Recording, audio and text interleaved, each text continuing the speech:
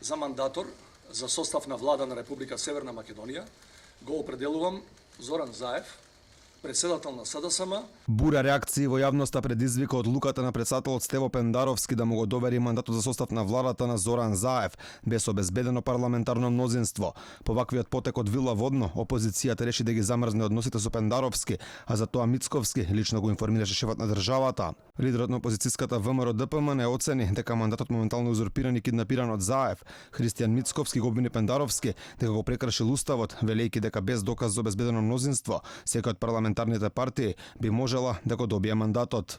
ВМРО ДПМН на денешната координација донесе заклучок дека од овој момент ги замрзнува односите и комуникацијата со господинот Стево Пендаровски. Жалам што македонските граѓани се сведоци на една ваква, би рекол, вешто подготвена представа, а сите ние ќе имаме последици во услови кога банкротираат банки, кога не знаеме како ќе се одвива образовниот процес, кога гледаме дека поскапувањата на секој ден се поголеми и поголеми. Заев мандатот од Пендаровски го доби врз основа на известување дека преговарал за да собере парламентарно мнозинство.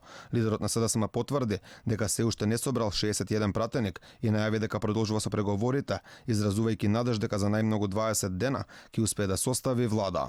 Токму тие 20 дена се нашиот мегдан да успееме да формираме влада, а со тоа да обезбедиме и парламентарно мнозинство, најмалку од 61 пратеник. Секако за стабилна влада тоа значи секоја бројка повеќе која што ќе поддржи програма, кадри, кандидати би била сериозна, голема гаранција за стабилноста на владата.